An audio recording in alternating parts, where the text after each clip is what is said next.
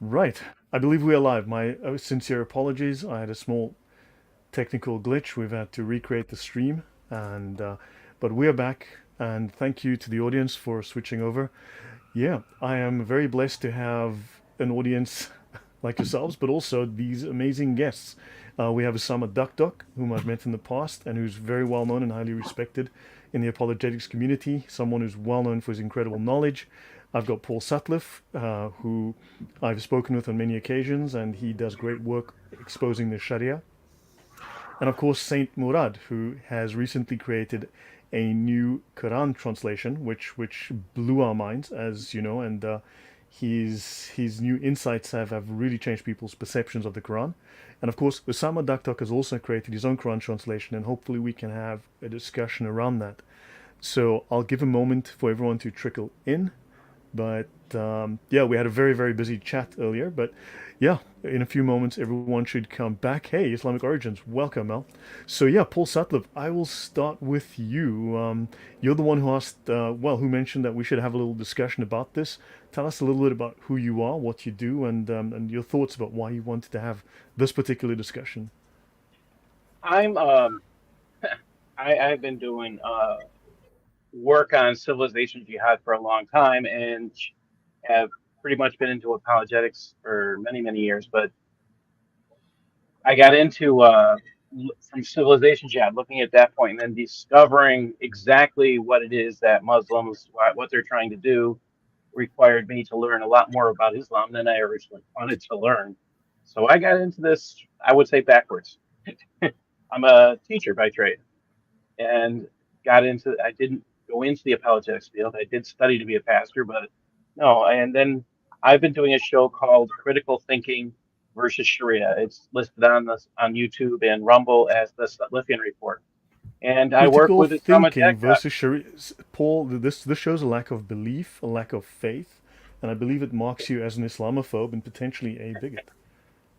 Well, if we're asking the questions Muslims are afraid to ask, is what it comes down to.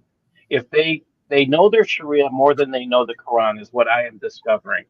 And I think it's hilarious because I just went to a mosque with Usama. You've got to ask him about that trip. So we went Okay? to Cleveland and we went to a mosque, and it was clear. This imam, he said he kind of hinted that he inherited the job. And I said to him after all this, I said, "You're the first imam I've ever heard of that didn't have to know Sharia to get the job as an imam." He says, no, I had to know it. And he started quoting me word for word the requirement of, how the mom has to know Sharia. It was word for word right out of Reliance of the Traveler. And I was like, wow, okay. So Right. I recognize that because that's something we've gone through. Yeah. And Let, I let, have let's to say pause a that encounter moment, was Paul, because I rough. want to give the other guests a chance, and we will come back to that. I mean, some interesting points. But yeah, so your focus is the Sharia, Yes. and yeah, we can definitely raise some of that. And then Usama, I'm very grateful that you're on the channel. It's really nice to have you here to discuss with you. I mean, you're a legend in the community, I believe, and yeah, very well liked, very well respected. So please tell us a bit about yourself. Sure. I was born in Egypt a good 55 years ago, the best months, October and 1969. And I came to America. Actually, I grew up in a Christian home in Egypt. So I got to learn about Islam all the years of my life in school. It's part of our education. And I also have the privilege to be in social study college in Egypt, where we study a couple of years on Sharia, Islamic law concerning marriage and divorce. And then I came to America a good 34 years ago, 33 years ago to be exact, 1991. I don't know what is this, 33 years ago. And that's where for the first time, I was in Carolina, North Carolina. I met with some Muslim men who just happened to be nation of Islam. He's not a true Muslim. Of course, there are some kind of cult from within the cult of Islam. And then I started meeting different Muslims in different parts of this country. And that's where I felt the call of the Lord in my life to start this ministry to the Muslim people. For a good 10 years or so, I was doing it in the Arabic language. That is in this internet program is called Pal Talk, where we debated Muslims all over the world. And then Right. the last 24 years, I decided to do it full time as a ministry. And that's when I went to New Orleans, back to the Theological Seminary. And I have a couple of degree, a bachelor in Christian education and a master degree in theology that make me like a professional missionary. Wow. And then I decided to go ahead launch this ministry, and I picked up some books of the Quran, because in the English language, I said there's no reason for me to really translate the entire Quran. Somebody translated it before me. There was no point from wasting time to go from Arabic to English. But I was looking for specific verses on specific topics, as I talk about what the Quran teach about Jesus, or what the women in Islam, or jihad, or whatever the topic I was looking for. And I know my Arabic verses by heart, so I go to the English language to copy the translation. Shocking to my bone that not even one accurate verse of all these few books I bought. I kept buying these books until I got maybe 10 copies, and that's when I met with Dr. Moody Adam. And in Florida, actually, I was in a church in Florida, and I met with him, and he have his translation. I got so excited. I said, "Wow, you have your translation?" He said, "No, that's an old translation." I said, "What do you mean old translation?" He said, "This is what it is." But he add some bold statement to it, few bold statement. So I looked at his, I said, "Man, it's still wrong." I said, "Here is a verse, here is what Allah said in the Arabic, here is what you have in your English." I said, "Usama, this is not my English. That's an old copy. After 100 years, you lose your copyright. Anybody can print it, and you can do a little adjustment to it." So he actually challenged me to put the Quran in accurate translation. And I saw this will take me, 4 months or a year. I ended up spend literally 4 years working so hard to fix up all the sugar-coated verses of the Quran, or the watered-down verses of the Quran, and we put it in accurate English translation. And it's I been have two questions. Sure, bro. Did you use the Hafs translation? The Arabic one, yes. Hafs is the one we have in Egypt, and that's the one I picked up to translate my Quran. Yeah. And then would you say that the English Qurans, because it seems it's not the Quran, I mean, there's the Bible, but it seems they are the Qurans, plural. Would you say that the English versions we have today are interpretations and not actual translations? No, it is actually most of a translation, except when it comes to specific verses, and they will play the game of give you the meaning of these words. When in reality, I can open any page, the entire page, word for word, English, Arabic to English, except when it comes to specific verses which makes Islam look bad, or show some falsehood of the doctrine, the ideologies, the teaching of Allah in the Quran. And that's when they somehow play games of covering up the errors by putting the meaning of the Quran. But literally, any translation, if you open Yusuf Ali, Shakir, Bakhtallah, Rashad, whatever translation we have out there, you see they are translating the Quran almost right, except where they have to use deception to deceive the people of the West. Because if they have done like what I have done in my translation, I believe, as we have seen throughout the last 17, 18 years of our ministry, when Muslims read my translation, they leave Islam.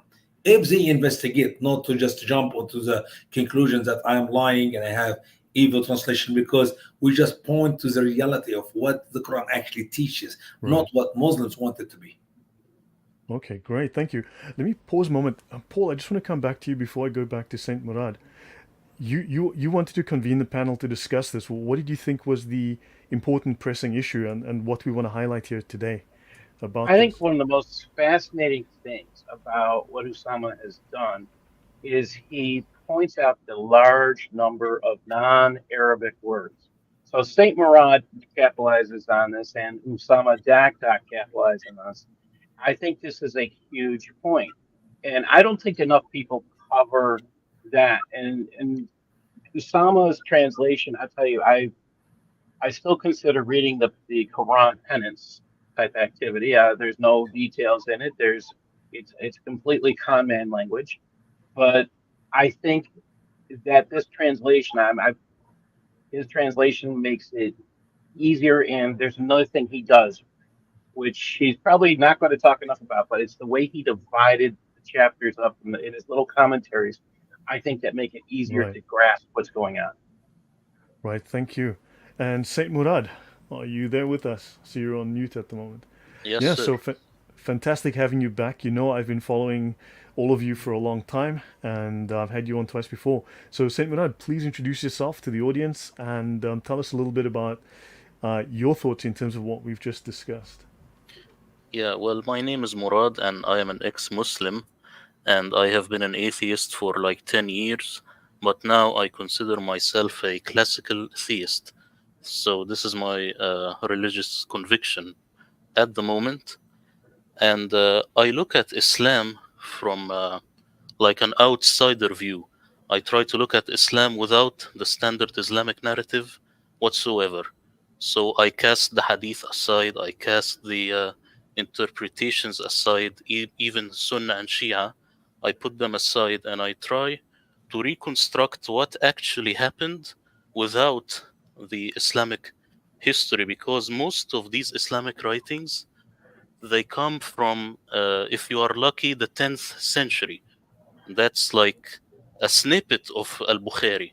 And we have a Moroccan scholar who has come to the conclusion by just looking at the manuscripts that Al-Bukhari, you get a complete Bukhari by the time of World War One. This is when you get the complete collection. And this is in a book in Arabic. It's called Sahih al-Bukhari Nihayat Ustura, meaning Sahih al-Bukhari, the end of a myth. Until today, no one Yes. has actually debunked this guy. So when you read the outside sources of Islam, you will find that you have a very different Muhammad that may be detached from the Quran altogether. And as you know, I have this theory that the Quran doesn't know Muhammad. He has been shoved in there by the Abbasids, and with time, it kept getting crazier and crazier. So the way I look at things is very different than the usual polemics, you see? That is, man, that's another mind-blowing statement. And as we know, I mean, that's incredible news because I know that book is only in Arabic. It has not been, I believe, translated into English, and I believe it is suppressed in its native country. I think he was an Egyptian author, right? The one I'm talking The about is the Moroccan. end of Moroccan. Okay, the end of the myth. Yeah, it's been suppressed there. It's very controversial. It would be great if we can get a translation. But even Bukhari suffers from exactly the same. The Hadiths suffer from exactly the same issue as the multiple variants, like the Quran does. These Qira'at, they are Qira'at of Bukhari as well, which leaves you with these ambiguous and often, occasionally, contradictory hadiths. So thank you very much. Yeah. So Usama, you've got a Quran translation, and Saint Murad has a Quran translation, and translation is even in the Bible. It's not exact. You have interpretation versus translation. So there are these questions you have to make depending on whether you go word for word or meaning for meaning or a mixture. But we were having a brief discussion. Do you want to tell us your thoughts on translation, what you did, how you did it, why you did it, and your questions for Saint Murad, and then we can discuss that. But the Quran, as we've seen, is the English versions are clearly not accurate or faithful in many cases. And if you look at the Bridges Quran translation, where they've got the 10 Qira'at, you find contradictions. She versus him, and things like that. And there are plenty of different between one Arabic Quran and the other. It's amazing when you grow up in Egypt believing what the professor would teach you, that there's only one pure Quran, never been changed, never been corrupted, not even one word, not even one dot. And it is, and some actually come up boldly to lie to say we have it from the days of Osman all the way until today. And the more I study the Quran, the more I'm investigating the words which Muhammad used in the Quran.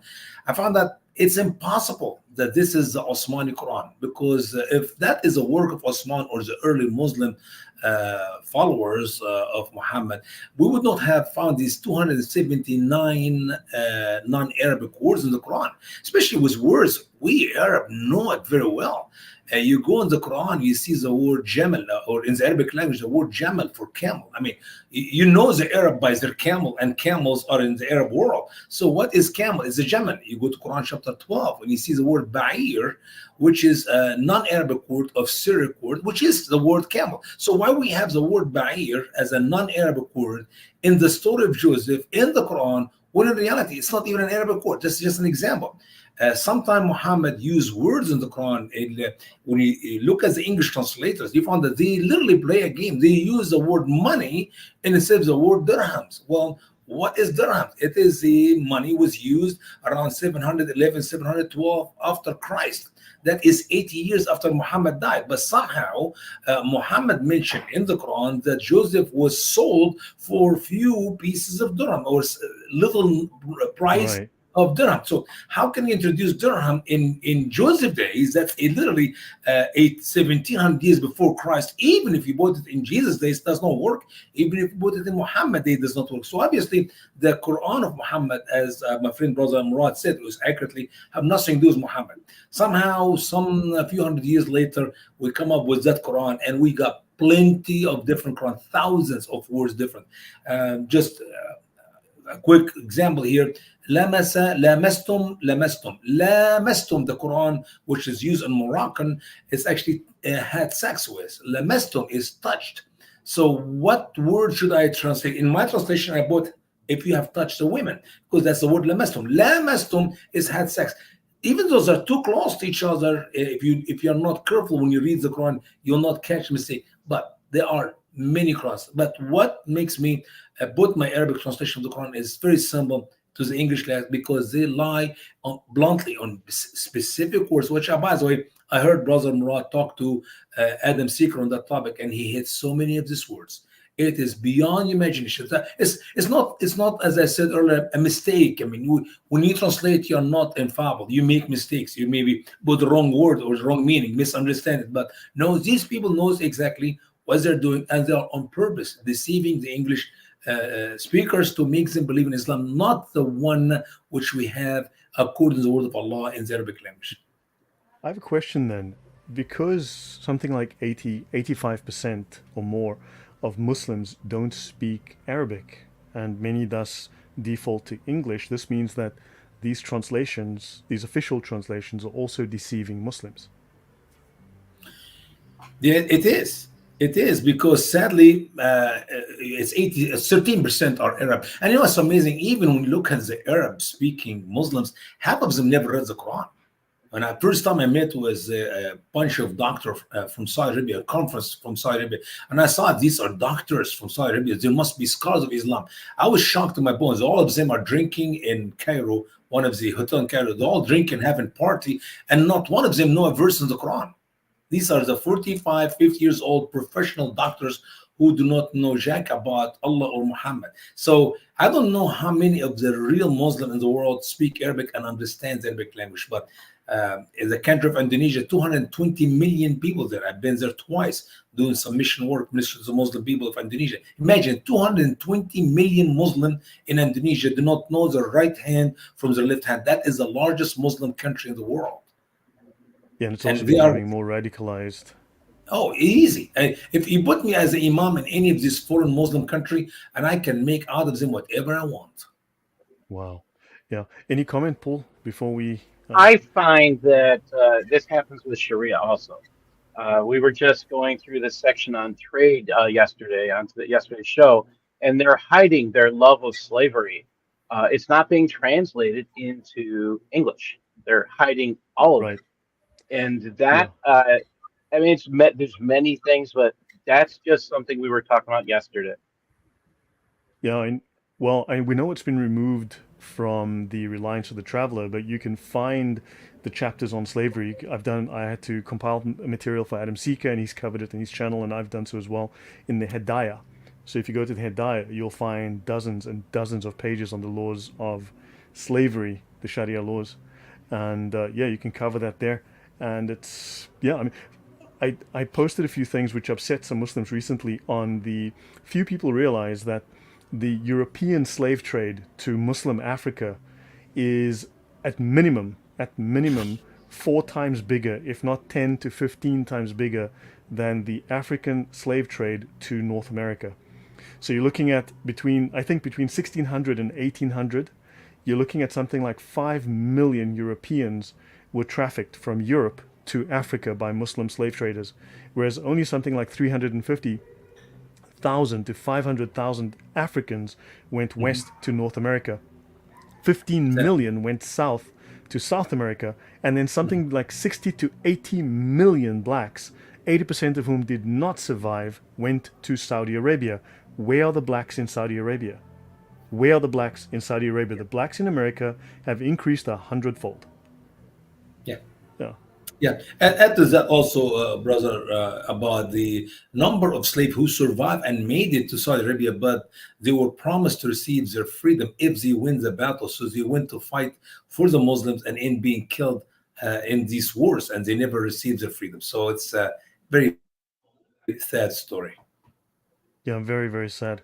Yeah. So Murad, any thoughts you want to you add, given what we've heard from Usama, because you seem to have common findings, of course, on these falsified words, and any themes that you want to maybe raise that you think are relevant. Yeah, I just want to tell the people the main difference between my work and the work of Osama is that I see the Quran as a document that has nothing to do with Muhammad. It has been fabricated later, and reading Muhammad into the Quran is actually a much later invention. Even the four mentions of Muhammad in the Quran might not be mentioning this Arabian prophet. So when I look at the Quran with this lens, then suddenly I get a lot of different results. Like, let's say, for example, abrogation.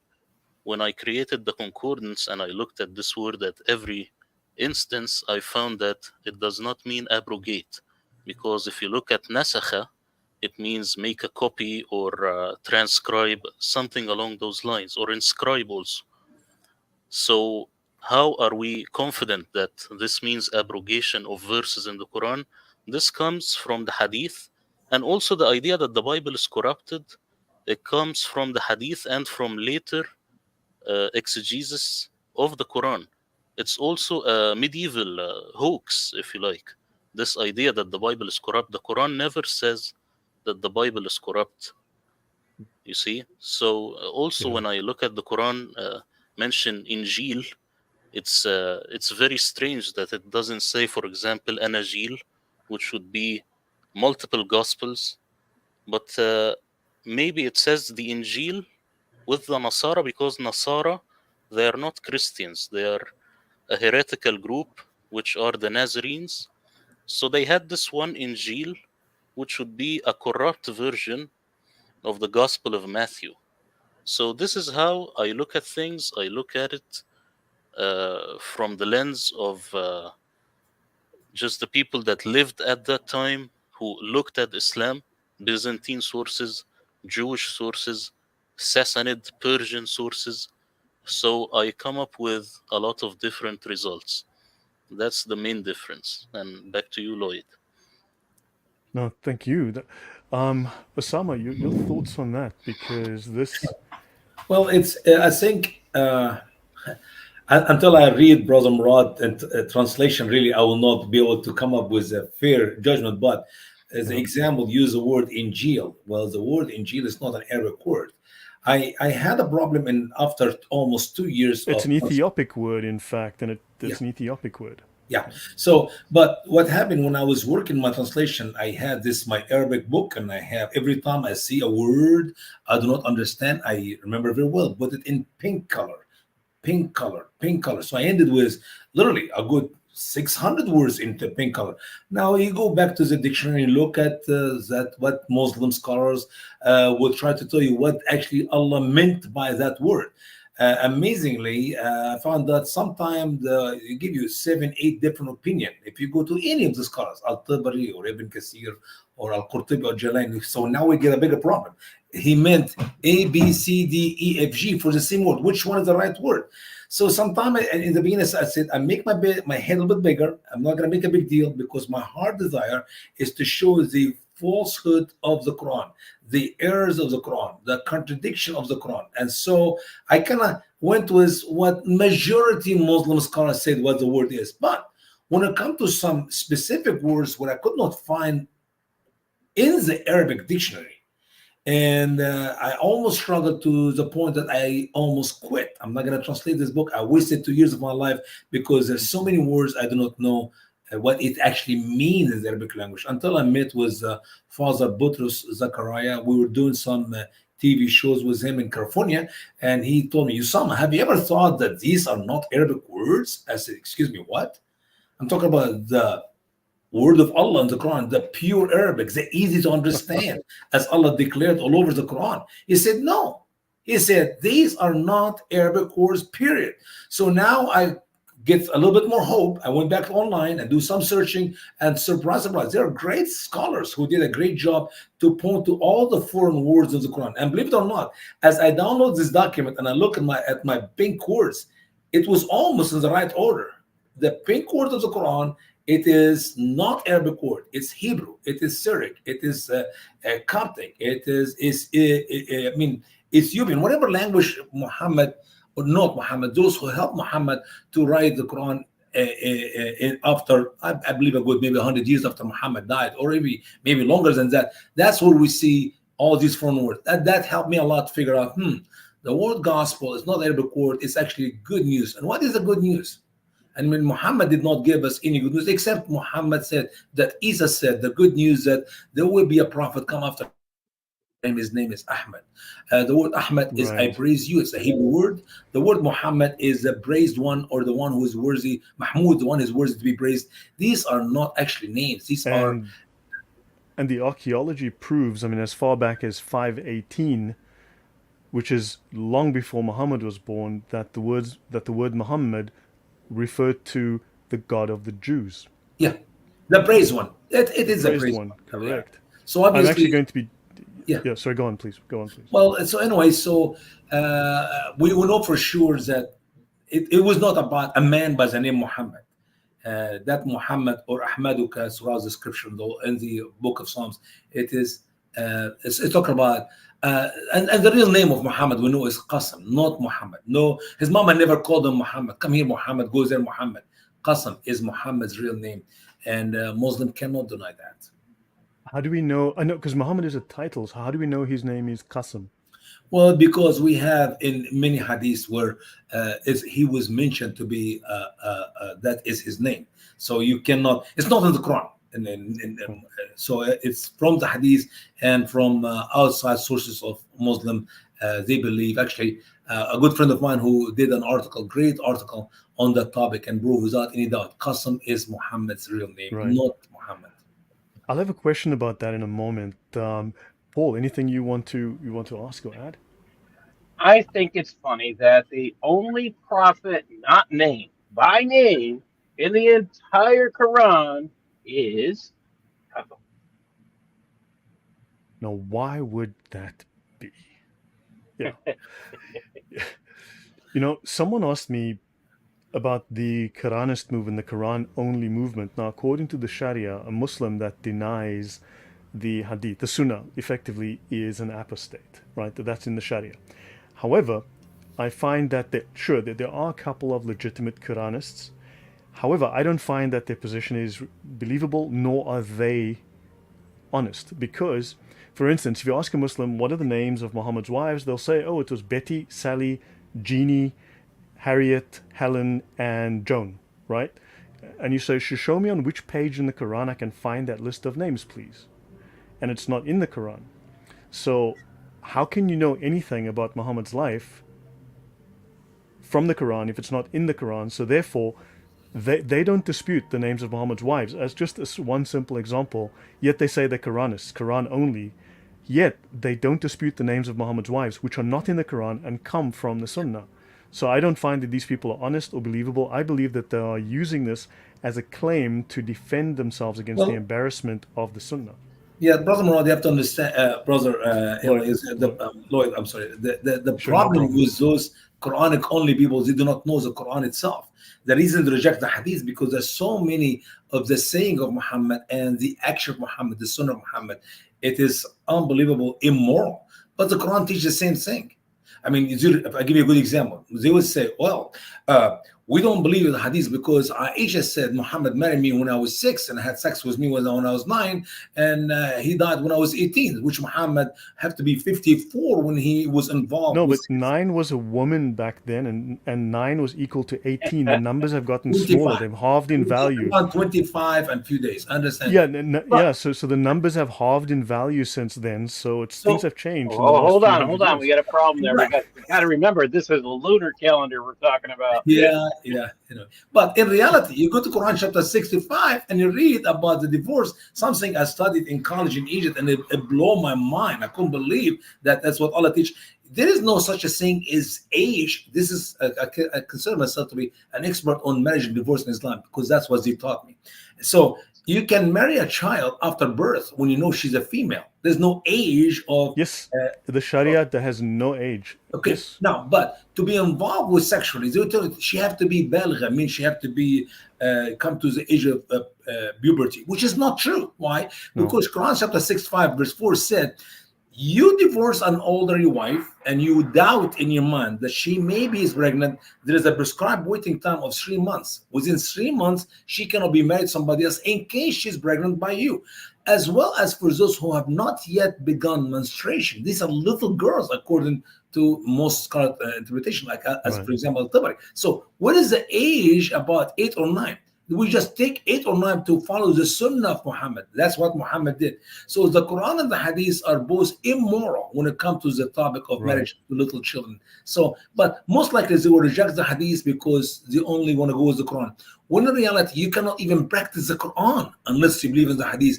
As Yes. Allah states throughout the Quran, obey Allah and obey the messenger.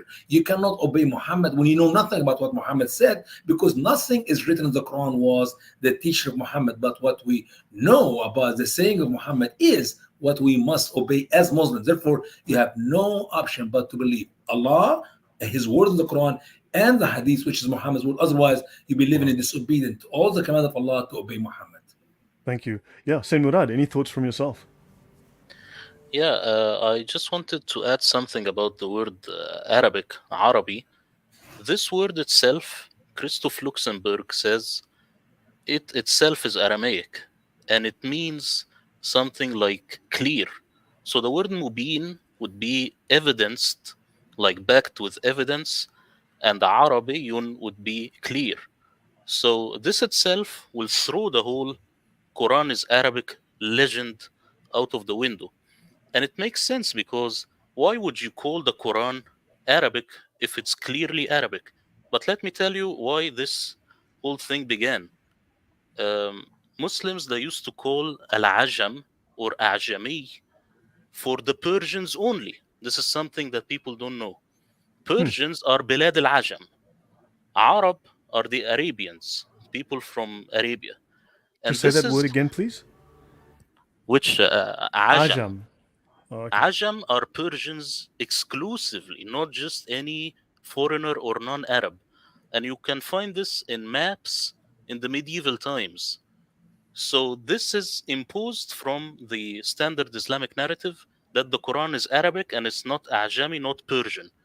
Maybe they are fighting Salman the Persian actually having a hand in writing the Quran, some of the Quran, as the Byzantine King Leo III used to accuse Muslims. So as you can see, there are multiple layers. What Usama is saying is correct, but it's a layer. Like if you think of it as an onion, he could be the outer layer. The Wow. words, the stuff that he's using is from the medieval times. I'm trying to go deeper into the onion at a more primitive stage with the Quran. Yes, Lloyd. Wow. Yeah, your thoughts, Osama. I see you nodding your head. Any thoughts from your side? Well, it's not an easy subject. I mean, literally, you talk about going back to a good over 1400 years to translate what Muslims claim to put there and bring it to us here.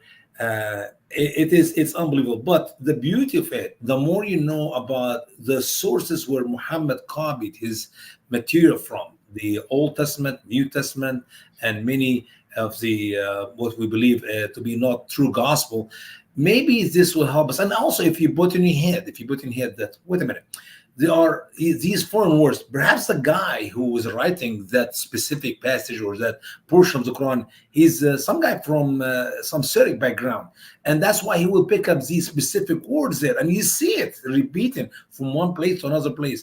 The contradiction between what Muhammad put in the Quran and the true uh, source of his story, it blow your mind. And the more you dig in deep it and you see the repeated portion of the Quran about the same story, we talk about Moses all over the Quran, Abraham is all over the Quran. The more Muhammad repeat himself, the more you can see it.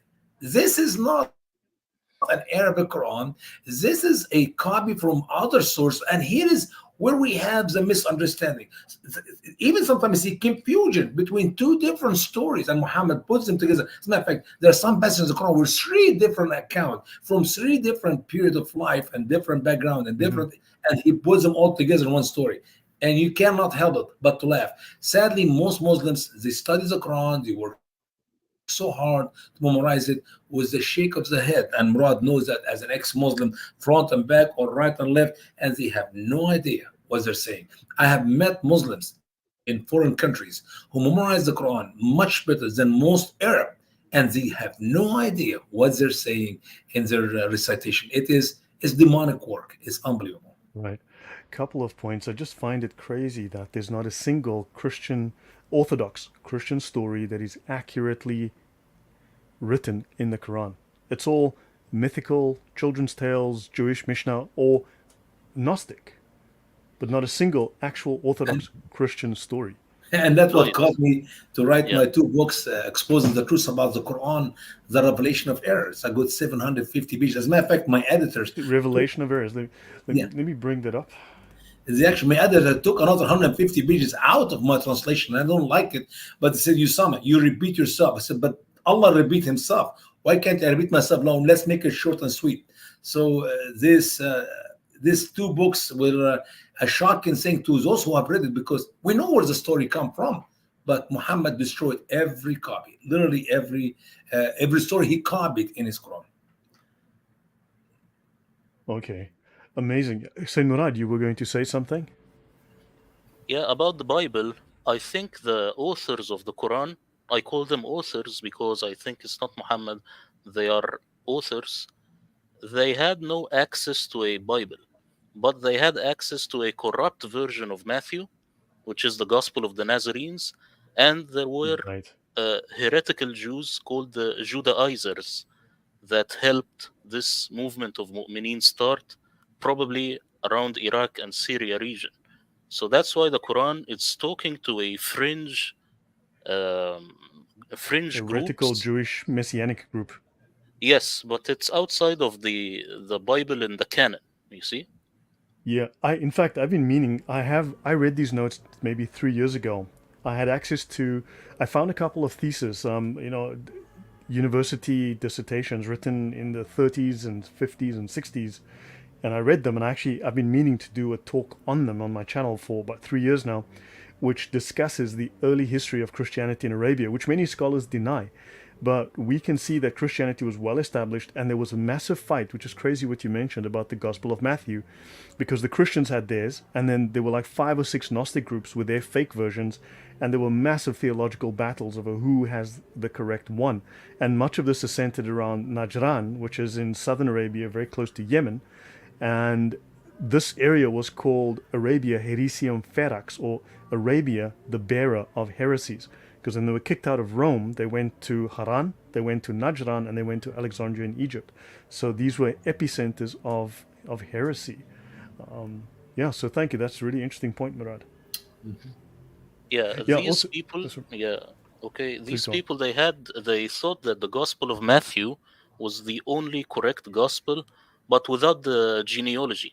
It was called the Gospel of the Nazarenes, and they had this Hebrew version of it. So I believe that these are the groups that were close to the first believers, or Saracens as they are called in the sources, Ishmaelites, no Muslims, and they Hmm. wanted to conquer the Holy Land.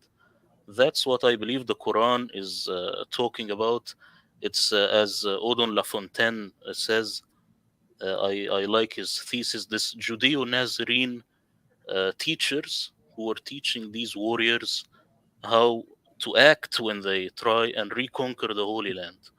That's what history, actual history, tells us outside of the Islamic narrative. There is no Badr, there is no Uhud, there is no.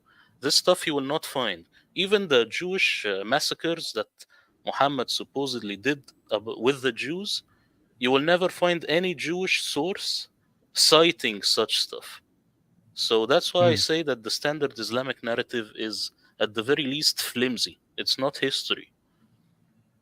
Wow, yeah. That is, Murad, honestly, and also Sama. I mean, this information is so difficult for us to process because we've believed these Yeah. lies for so long.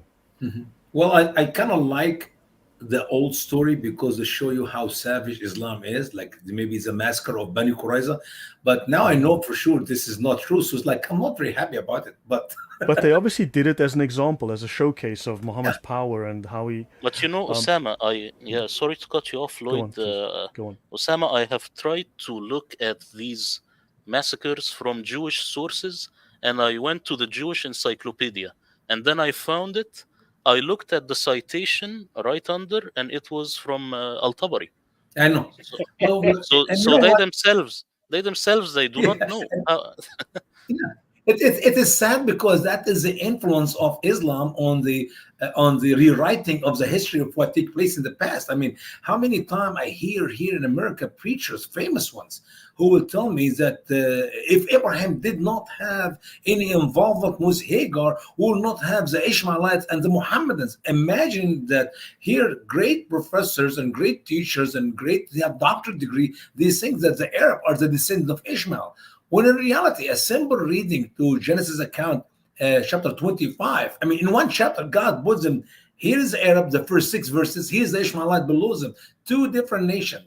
Arab are the descendant of Keturah, the wife of Abraham, whom he married after the death of Sarah, and they live in the country of the east. That's where Job lived, and we can tie her descendants to the Arab country. In the same chapter, verse 18, down he sees that here is Ishmael, who was, by the way, were married to an Egyptian wife according to the Genesis account, and who have from her 12 sons, and we know their names, and we know where they live. They live between Assyria and Havilah, front of Egypt, and Assyria, northern part, which the part which God promised Abraham that his children will have, part of the promise, Abrahamic promise God had with Abraham in Genesis 15. So, but just because Muslims said that they are the descendant of Ishmael, now that influence the preachers of the West, and they repeat the same lies, and now they're convincing the West that, hey, Ishmaelites have something to do with Muhammad. When in reality, they're two different separate people group, two different nations, two different locations for living. Right. So that's the reality.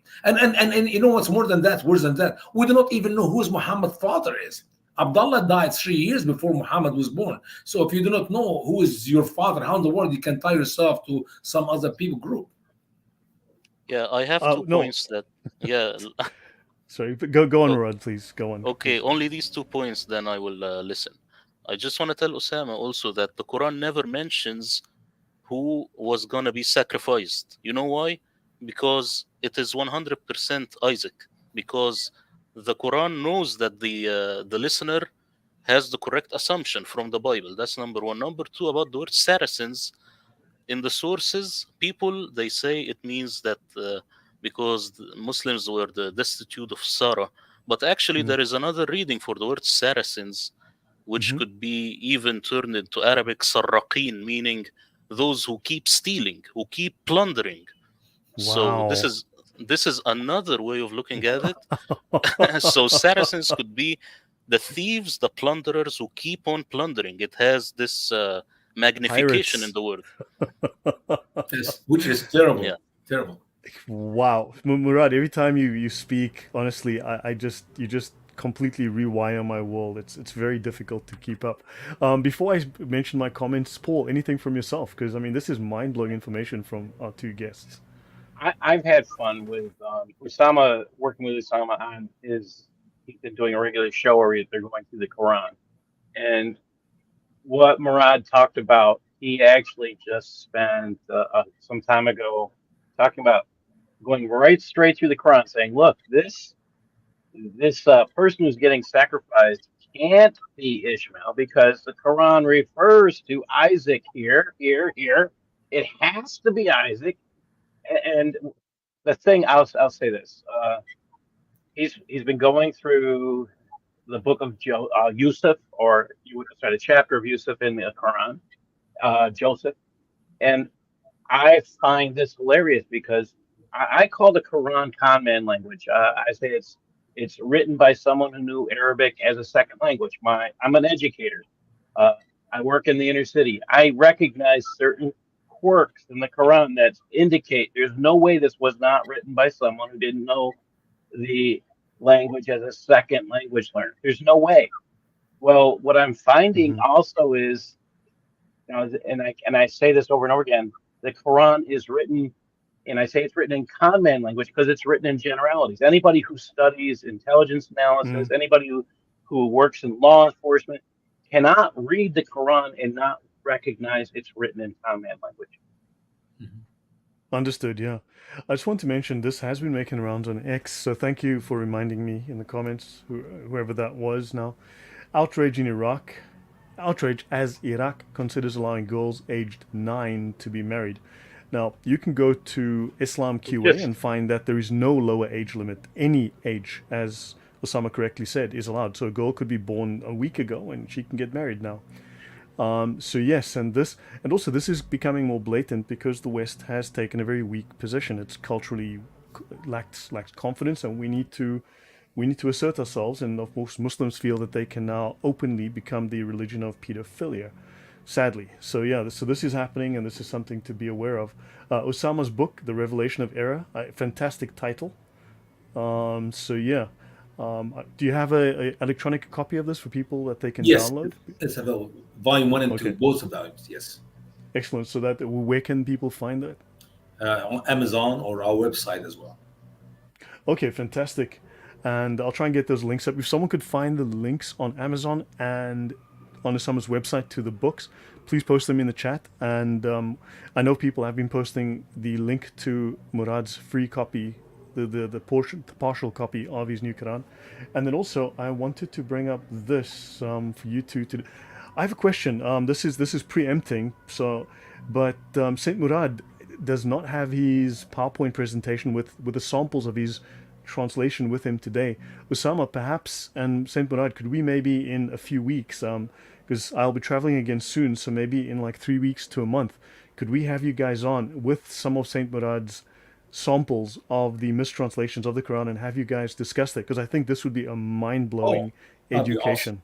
Absolutely. I'll be happy to work with Brother Murad on that subject. Yes, sir. That would be fantastic. Thank you. I'm very honored. Yeah, this is Arthur Jeffrey. Now, this is from 1937, 1938. He published it. I know this is not fully, this is a little bit out of date. Even I've discovered additional words that one could add to this list. But I want to just go to the bottom of the list and I'll work my way up. So, he at the time, back in the late 30s, he discovered there were at least 2,059 foreign words in the Quran, and he had 55 different languages, from Turkish to Slavonic to Sinhalese. I mean, that's from India. Even potentially a Norse word, Georgian, right? I haven't heard of most of these languages. Tamil, Parthian, that's Iran. That's Iran, and that was an area where there was lots of heresy as well. Amharic, right? You've got, and then of course you've got up here Ethiopic. Now, if you add these together, you've got roughly 200 Ethiopic words, and then you've got about 10 Coptic words. So you've got a significantly higher proportion of Ethiopic, East African, Northeast African words than you have Coptic, which tells you there's something of a Southern African, sorry, no, Southern Arabian, East African, because those two areas were linked culturally, militarily, as well as financially back then. So there's certainly a strong Ethiopic element. And you've got Greek, Hebrew, Aramaic, Syriac, and you can see nearly 400 Syriac words, 300 Aramaic, 257 Hebrew. So your thoughts on that, Saint Murado? Maybe you can go first on that. Yeah, you see, there is no language that suddenly appears, and Arabic is not different. But since Muslims they have this myth, Arabic being the language of Allah and stuff, you can destroy this myth by saying that the word Arabi it itself it just means clear, and this word itself is Syriac. So this is funny for people who say Quran is Arabic. That's number one. So that will remove the problem. There is no problem now. You have Syriac, you have Aramaic. I think this will open the question is that where did the Quran actually come from? I think it comes from the area of Syria, and this is where the Umayyads ruled. The Quran basically comes from the Umayyads. Abdul Malik is the one who created the final version, and then the Abbasids came in with the Sunnah. This is what you find in actual history, actually. You do not find Uthman, but you find Abdul Malik ibn Marwan. You find his influence. You find his coins. You find his actual back and forth with the Byzantine emperor. This is actual history, but Uthman is a myth created by the Umayyads because Uthman was from this lineage. So they throw it back to him.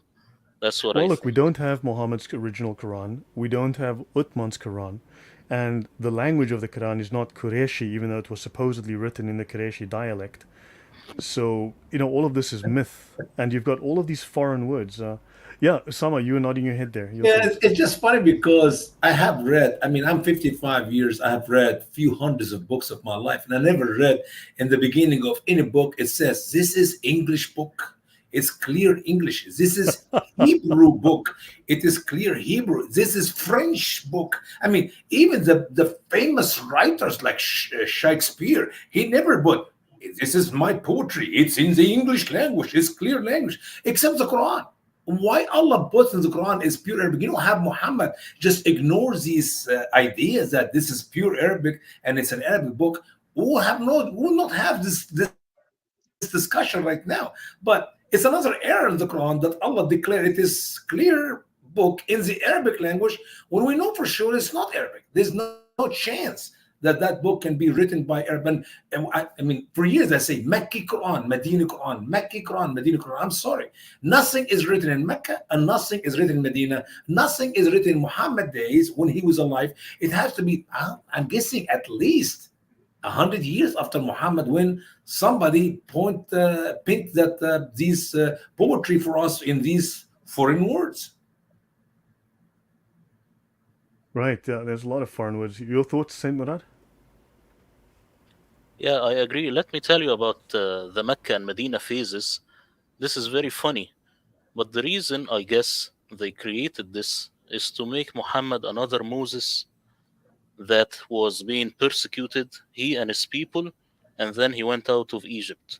So you will have this theme all over the Sunnah trying to make Muhammad another Moses and another Joshua. This is the myth. This is the Muhammadan myth. And don't forget that the very first biography of Muhammad, actually the Caliph is the one who ordered Ibn Hisham to write it for his son. So this is not something that is a historical work. This is something that's mostly fiction. If you're gonna write for the Caliph's son, you better make him laugh. You better make him cry. It's something like this. So it's a myth. I just have a point, and thanks Mal, because Mal, I did mention that this talk that I've done 2 parts, and I'm doing a third, which is the unreliability of the Sirah and the Hadiths, and Mal shared with me a year ago, and I've just been adding my own spin to this. But look, you've got Mecca somewhere down here on the left-hand side, right, roughly close to the S here of Saudi Arabia. Then you've got these Sahih Bukhari, Uzbekistan, Iran for Sahih Muslim, Iran for Ibn Majah, Iran, Abu Dawud, Uzbekistan, Tirmidhi, Turkmenistan, Sunan al-Nasai. I mean, this is all out here. I mean, why wasn't this stuff written in Mecca if Mecca is the epicenter of the world's oldest city, the world's blah, blah, blah. It just boggles the mind. Why is this all happening out here? Lloyd, But that's another lie. Lloyd, do you know this? Yeah, you know this slide? This is mine. The one you have. That's what that's. Okay, so I created this in like 2020 or something. So Mal stole it from you. I stole it from Mal, and then I know that Jay Smith stole it somewhere along the line too. So I keep finding it everywhere. I'm happy that people. Finally, we have an author. So hold on, hang on. Credit Saint Murad. Wait a minute. How about Usama Dakdok? I've been talking about that for enough years. Hold on, hang on. And Usama. Usama Okay, Dakdok. thank you. Now I'm I'm happy. good with that. Usama, your thoughts on this? Since It's just if you've been, here's the truth. Joseph Goebbels said that statement years ago. If you tell a lie big enough and keep repeating it, people eventually come to believe it. Muslims believe all the lies, which I used to believe when I grew up in Egypt. I mean, you can't help it. I mean, you study, you pass the test, you put the answer in the answer sheets, and we know how the Holy Mecca and the Holy Medina and the immigration. And then you see, wait a minute, how many Muslims actually believed in Muhammad in the first 13 years? 47, 48. And the people of Christ could not kill them. Oh no, they could not kill them. don't forget, it was only in the 14th century that there was a consensus, or the 15th century, that Muslims had a consensus that the Quran was mutawatir, that the Quran was actually the word of Allah. That was a very late consensus. Yeah. So, but what I'm saying is, when you study even the material talk about Mecca and the material talk about Medina, it does not make any sense how hard it is for the people, the angels of Christ, to kill Muhammad and the 47 of his believers who believed in him on all these 13 years and end the story. No. They make up stories, and they make up, like Murad said, yes, there must be an exodus from Muhammad, because Muhammad is like Moses and actually greater than Moses. And so you come up with all this propaganda lies, and we've been taught all our life, you believe it, and we share it to your children and your grandchildren, everybody believe it. So we're in reality, there was no life, not in Mecca. We don't have any archaeological evidence that Mecca and that Medina exist in Muhammad days, unless we're off with a good 150 years or so. Maybe they can bring some people there, but can you imagine Ishmael was dropped there at Mecca with his mama alone? There was nobody there. And then a little bit later, found that Ishmael is the first man who spoke the Arabic language. Even though, no, Osama, they were dropped in the world's oldest city, in the middle of the world's oldest city, right next to the Kaaba and the Zamzam well, which is the oldest, and the Kaaba is the world's oldest temple. It's the first one made by Adam, who was 30 meters tall. Adam made a building too small for him to fit inside, and when they got there, the Zamzam was just missing, and the Kaaba was just missing accidentally, and she had to run to the hills to look for the city. I was going to tell the whole story. Now you Sorry, go ahead. My apologies. I will. But what I'm saying is, if you think about this, and then we'll learn that Ishmael is the first man who spoke the Arabic language, which is amazing. But somehow he married two different Arab wives, and their family are the one who taught him how to speak the Arabic language. So how in the world he's the first man to speak the Arabic language when he learned from somebody else? So anyway, the story does not add. If Muslim would just use logic and common sense and read their own historian writings and investigate, just take, my advice to the Muslim is this: take the Islamic glasses, the black one, off your eyes and read the text, whatever you're reading about Islam, without that, oh, it must be perfect, it must be true, it must be holy. Just remove this glass out and read what is written in your Quran, in the whatever material you read, and you find that it's fishy, it smells bad, it's not true. Yeah. Hey, Usama, how many questions do you have about? Are we talking about creating for Sir Yusuf? I'm sorry, I can't hear you, Paul. Say again. For chapter 12, how many questions are we talking about? We actually am talking about over 140. But and by the way, I'm glad you mentioned that, Paul. Here we go. It's a challenge for any Muslim who would like to debate a young Jewish or Christian girl around 9 or 10 years old. I'm not going to bring any Murad. You're not welcome, Murad. Nobody will do that. We pick up a nice 9, 10 years young girl who is a Jew or a Christian to debate the best Muslim scholars. We're going to give the Muslims, say, 100 questions, just simple 100 questions, and he have an open quiz, which means he can open the Quran and search in the whole entire Quran back and forth about Joseph. And all what the Muslim scholar will do is just answer one right. 100 questions, you answer one right, and you win the debate. On the opposite now, the Jewish or Christian young girl, 19 years old, if they answer one wrong of the same 100 questions, the Muslim still wins the debate. I mean, that's how pathetic it is. And it is an open book quiz. I mean, anybody can answer the question. And I will not allow the Muslims to use Ibn Kathir, who is actually copying the Bible in his interpretation. So just use your Quran, this clear, beautiful Quran, to answer one of 100 questions about Joseph accurately using the Quran only. Yeah. Tell me, I mean, when you tell Muslims, look, you claim that Mecca is the oldest city, that civilization spread from Mecca to the rest of the world, that it's the oldest temple, the Kaaba, that it's the oldest city, it was a major city for a long time, and you go, so how come when Hagar got there with Ishmael, there was literally nothing there but sand? No city, no people, no Kaaba, no Zamzam. Then an angel's wing scratched, and the Zamzam came.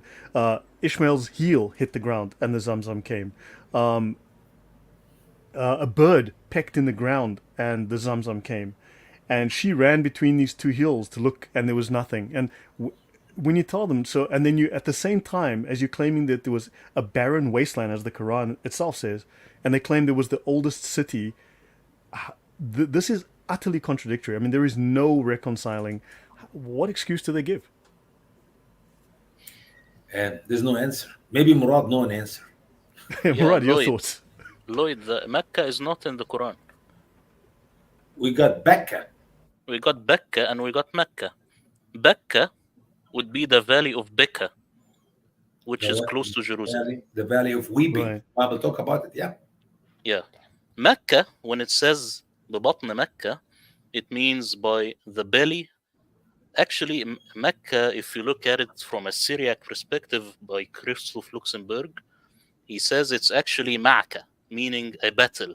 So in the midst of a battle, this could not be a place. And let me tell you, in my translation, I do not have even the word Yathrib, because within the Quran, you have the word Tathrib. Tathrib and Yathrib, they have the same root. It means rebuke. So when it says Ya Ahli Yathrib, it doesn't necessarily mean, oh, people of Yathrib. It means, oh, you people who keep on rebuking one another.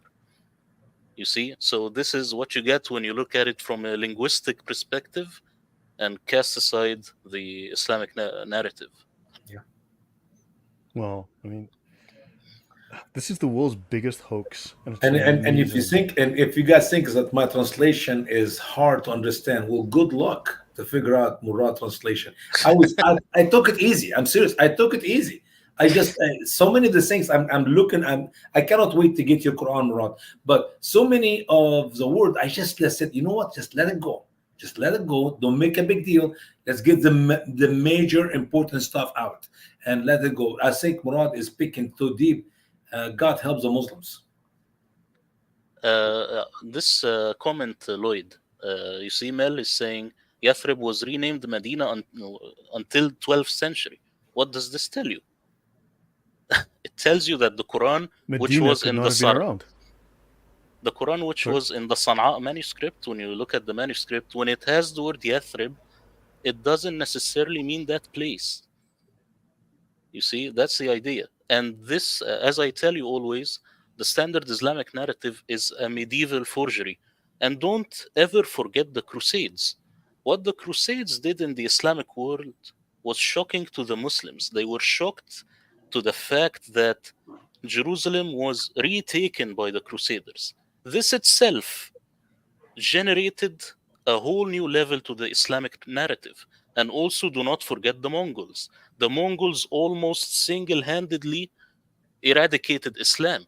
Then what? Then you have to come up with all kinds of fiqh, all kinds of hatred towards non-Muslim, all kinds of new Sharia. And of course, you know the Sharia much better than I do. It kept getting bigger, and the legislations kept getting harder with time to combat these forces. And the Sharia was really, it only started forming around what, 850? And it didn't take any kind of definitive shape until about 950. But in truth, it was only completed in what, the 1500s, maybe the 1600s? It was only really, so it took about 900 years to develop the Sharia. And I'm assuming, like the Quran, like the Hadiths, it developed over hundreds of years. Paul, any thoughts from yourself before I go on? I find that the entire Sharia is developed as an afterthought.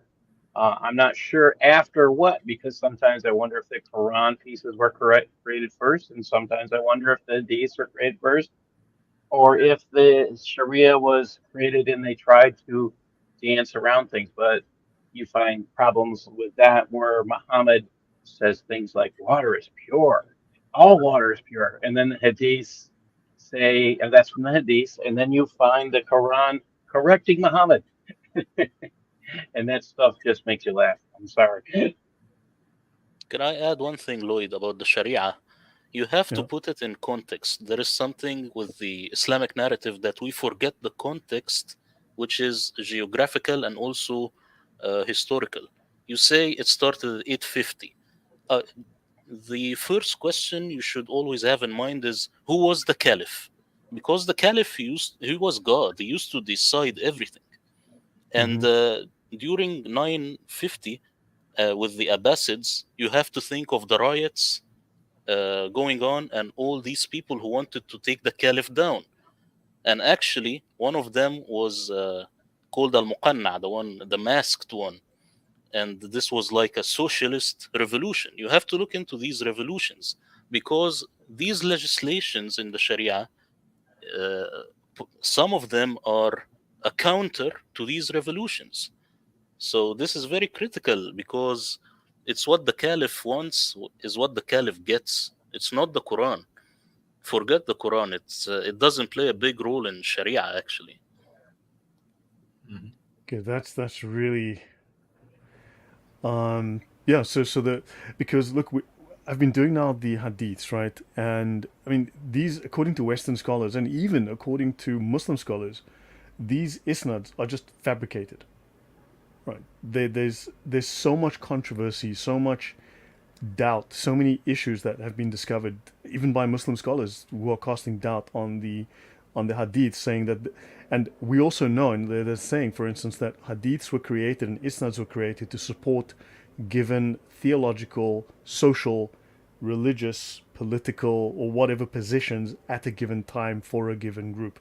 So people would come up with contradictory hadiths to support their position and redact it back to the past and claim the Quran and claim that Muhammad did so and so and so on. I mean, so the Quran, I think, was a football that was kicked around, and we know Muslims are great at destroying past evidence and then trying to say, well, this is the only Quran, really, and there was nothing else before. And we know the Sunnah manuscript is actually not Uthmanic. It seems to be one of those deviant Qurans that they try to burn. Your thoughts, Usama? Yeah, I'd like to say something about the saying of Muhammad. Muhammad, according to the Muslim believes that he began his prophethood when he was 40. He died at the age of 63, 23 years. If you collect the saying of Muhammad and just give it to somebody to read, it will make him a guy who lived roughly around 200 years. There's no way Muhammad said what Muslim claims that he said. It's a fact.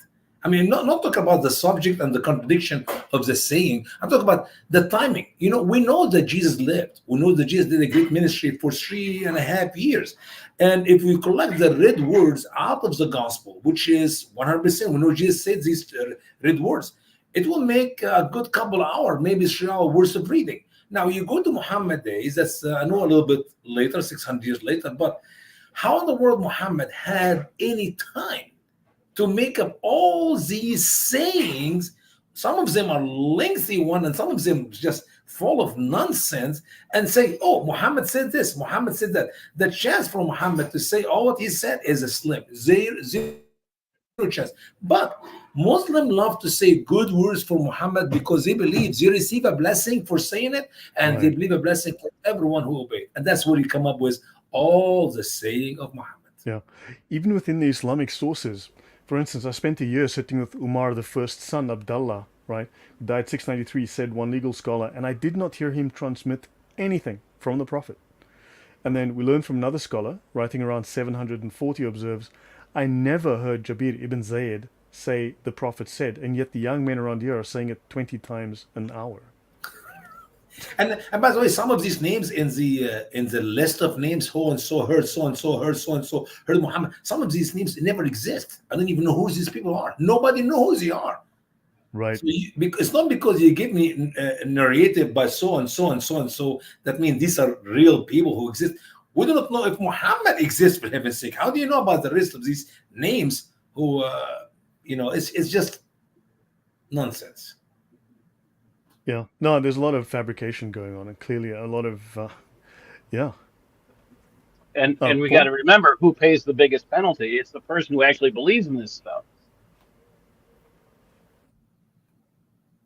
Fair enough. Fair enough. Yeah. Saint Murad, any thoughts from yourself? Yeah, I was thinking about the Quranic readers, and there is something also very critical. Who is the first reader of the Quran? You will find that it is Ibn Amir. Ibn Amir is maybe by the end of the Umayyad period or the beginning of the Abbasid period. So why there were no readers before, like by the beginning of the Umayyad period? And also, this writer called Raymond Ibrahim, he had a Mm-hmm. conversation with David Wood, and people kept asking, how did the Sunnah Shia split happen if the historical Muhammad is someone else? And he uses this as a very strong point to argue that the Islamic narrative is basically right. Well, this is because he didn't read the actual sources from that time, which comes outside Mm-hmm. from the Islamic narratives. The real Ali is not a caliph. The historical real Ali is not a caliph. His name was not Ali, it was Abu Turab, meaning father of dust. And this is mentioned in the second chronicle of Zuqnin, and he is mentioned as a rebel. So this was a rebel that wanted to get a hold of what's going on. And he never mentioned that he was from the line of Muhammad and he had nothing to do with Muhammad. The Sunnah Shia split is actually rebels that wanted to take Muawiyah out of the scene. And Muawiyah was a sort of a heretical Christian. He was not a Muslim. How do we know? Of course, I think you know this, Lloyd. He had all sorts of crosses on his Right. coins, and he had on his inscriptions. So he was like a heretical Christian, not a Muslim like today. So Muawiyah today would be a kafir, actually. Here we go. What a coincidence. I was Yeah, just plagiarizing this from you and Mel today. great But look, stuff. I'm following in the footsteps of Allah and Muhammad. And as you know, Allah works in mysterious ways. Exactly. Yeah. MashaAllah, MashaAllah. So here we have, I mean, Muawiyah and the Christian cross. So we see a cross here. You can see that here. And Mavia or Muawiyah, servant of Allah, Abdallah, and Amir al-Muqminin, commander of the believers. And don't forget, it was under the Umayyads that were just called the... No, no. There was a small sect within the Umayyads that called themselves the believers, and that name was adopted because eventually they wanted to create a fresh identity. I mean, I've discussed it in the past. I don't remember all the details, but Muawiyah, it's very possible he was a Christian and he was named after Queen Mavia. I mean, now you could say, for instance, that this was a Christian who was a servant or a soldier that worked for the Muslim, but there was no evidence of Islam or Muslims at the time, and it's very strange. You have coins like this with a fish on it, right? That are very Christian, and you have coins with crosses on them. And here you've got Muhammad. This is an inscription from 518. I've discussed this and others like it prior. Here you've got Muhammad in Sabaik from 518, and it refers to the Lord of the Jews, by the highly praised. So this is, and in fact, there's a different inscription which talks about Jesus. It talks about, but in the name of the Lord of the Jews and his son, the Christos. And it refers to Muhammad, and Jesus and God at different times referred to as Muhammad. So clearly, these are Christians prior to Islam, and they've just taken No, no, this no, and no, said, no, no. That is Muhammad before he came in the flesh. ah, geez, sorry. Yeah, thanks. Let me tell you also, there is a source about Muawiyah. He went to pray in Golgotha and he prayed to Mother Mary. This is also in a source which really predates the Islamic sources which come from the medieval times. So this guy Muawiyah, he was a Christian, but a heretical kind of Christian, or you could say maybe a monothelite. This is a weird um sect that Heraclius tried to do. This was at the time when there was these fights about the nature of Christ and stuff. So this is really the milieu that Muawiyah the first appeared in, and as you can see, it kept this beginning movement of Mu'mineen. It kept distancing itself till it became the Yeah. Islam that we know today. Yeah, we've got a cross here and Muhammad. Yeah. You've got the name Muhammad and a Christian cross on a coin, which is insane. There's a bunch of crosses on this coin, and you've got Muhammad by name. So Muhammad was obviously, well, in this case, a Christian reference, and then possibly it became like a heterodox reference, a heresy. So, guys, I typically don't go very long on my streams. I try not to go too long. Usually, like an hour 15 is where I try to sort of keep my streams. But yeah, but I mean, these coins are a death blow. Can I maybe get you guys' thoughts on this? How long would you like to go? Would you like to go further, or shall we sort of reconvene at another time, and then Saint Murad can bring his materials, and Usama, you guys can. I mean, you guys are the heavyweights here, you know. I can. I think it's Yeah, I could just counter this, Sure. if you like, Lloyd, because there are Sure. a lot of people who say, well, Muawiyah, when he got to power, he didn't have much time, or he didn't have like the resources to mint new coins, so he had to work with what's there.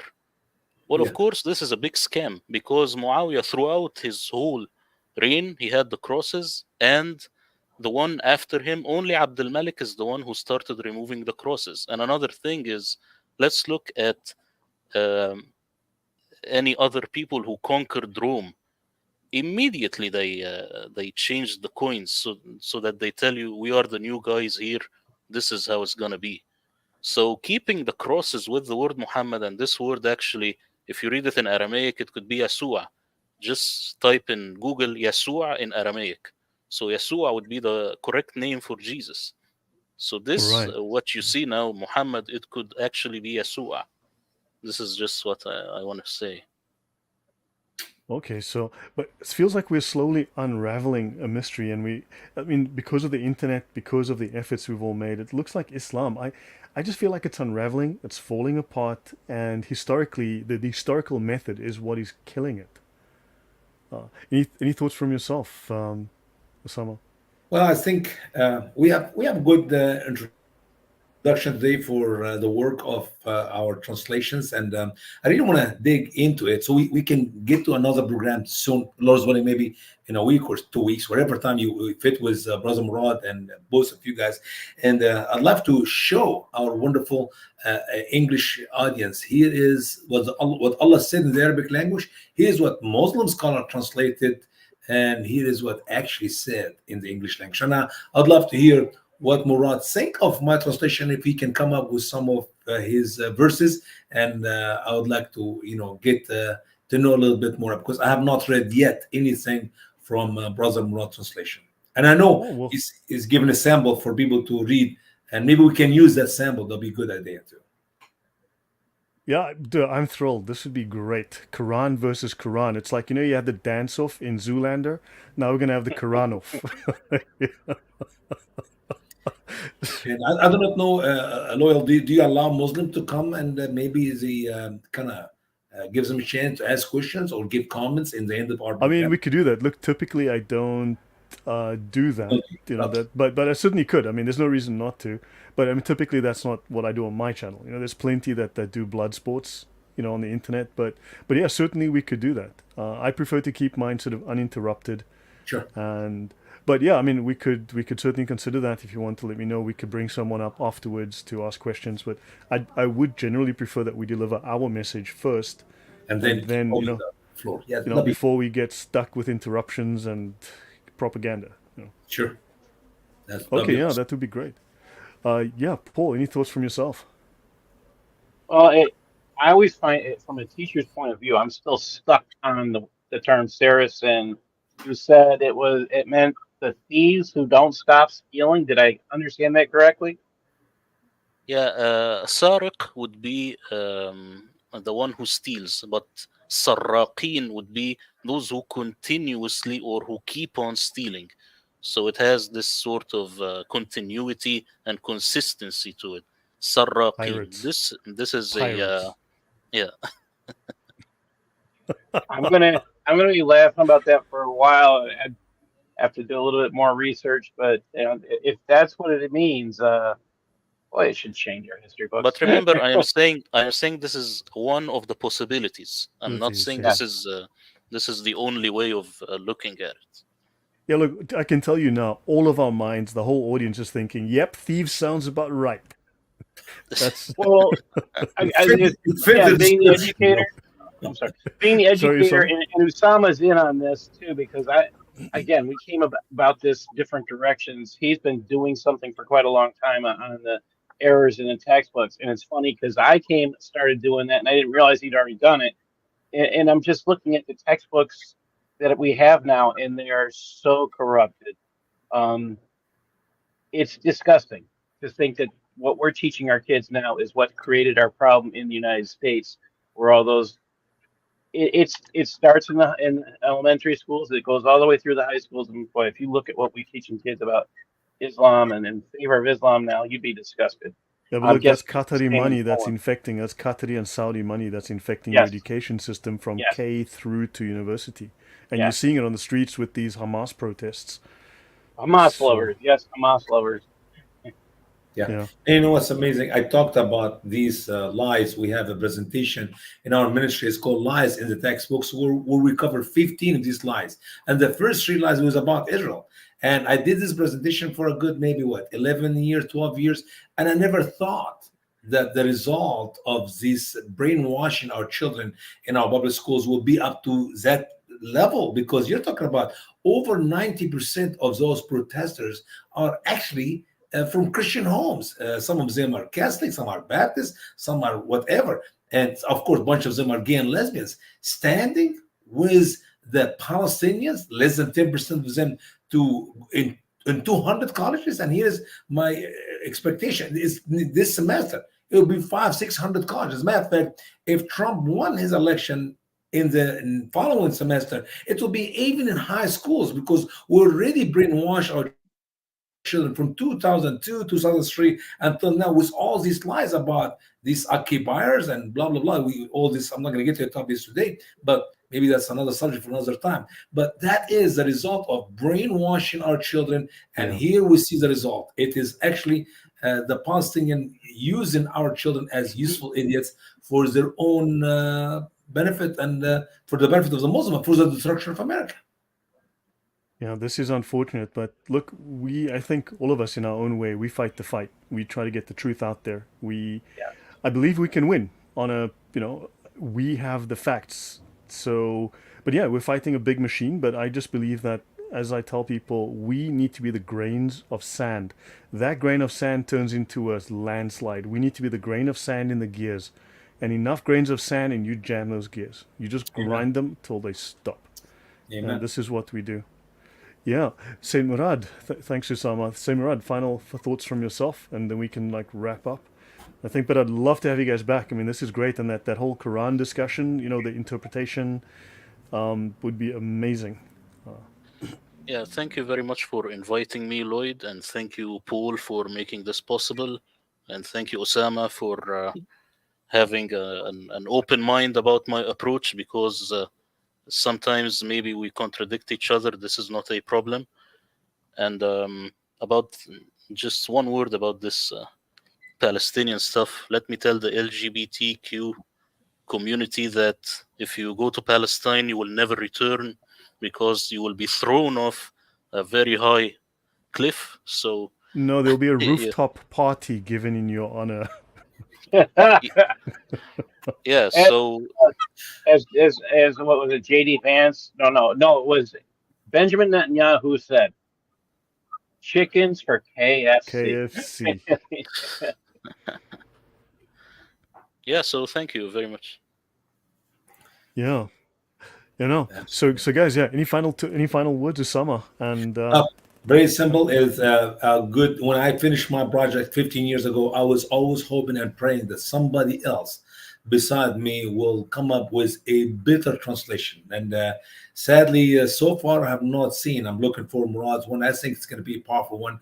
And the funny thing is, when people looked at my translation, those who does not speak Arabic, they were quick to judge. It's an evil translation. It's propaganda. It's not true. And I said, let's look at the text in Arabic. Well, we do not know Arabic. Well, God help me. How can I prove to you that I'm actually doing the right translation when you don't know the Arabic language. But somehow Yeah. Murad will make me more credible, even though maybe I'm not sure. Maybe we have disagreement, but it doesn't matter really. If we will throw the Bible out because we have different wording of the translation, we will not have the 40 English translation today. And I believe all of them are accurate, unless there is agenda like the Muslim agenda of hiding and sugarcoating. So look forward to have another meeting with all of you, especially Brother Murad, as we'll discuss these differences between the propaganda translation and our translation. Hopefully, we'll have some good solid ground. Right. You know what's crazy? There was someone that came on earlier and they were like, so do you think that these two token Arabs lend weight to you and credibility to your argument? I mean, I'm not even going to get into a debate with that person or discussion. I simply banned the account because they're not trying to engage in good faith. They're simply trying to troll and undermine. It's propagandizing. I mean, it's crazy. I get called a token black when it's convenient by these white liberal leftists because I don't toe their narrative, and you guys are now suddenly token Arabs, which means you're not real Arabs. I just find that, that they will, yeah, you guys are Arabs and you speak the language, and you've got some guy with some Italian sounding name that wants to undermine you. Yeah. Brother Lloyd, I love it when people say, what credibility do you have to translate the Quran? And I said, what credibility Yusuf Ali or Shakir or Biktallah have to translate your Quran? They don't speak Arabic language. They were foreigners. At least my credibility is my mother tongue. I grew up speaking it. Fair enough. And you grew up in that neighborhood, in that milieu amongst Muslims in Egypt. So yeah. So thank you. Yeah, very powerful. But yeah, so guys, thank you very much. This has been a great honor. It's been an education for sure. And yeah, I have a trip coming up soon. I need to travel to the east, and I'll come back. So then in 2 or 3 weeks would be fine. I've got intermittent travel and other things coming up. So yeah, but I'd love to have you back, and we'll prepare and advertise it. And I'll try not to mess up with my streaming. I think I know what I did wrong. So guys, but thank you. This has been amazing, an amazing education. I mean, two, really legends now. Yeah. So guys, thank you very much, and we'll see you all soon. And God bless everyone. And I hope it's been an education. Spread the word. And thank you very much for the super chats. Much appreciated for the support. And please look up the books, buy the book, support Saint Murad. Go to his site, links in the description, I believe. Get his free copy, and of course Usama's books. Please support them as well. Get a copy. All right. Thank you, guys. We'll call it a night, and God bless.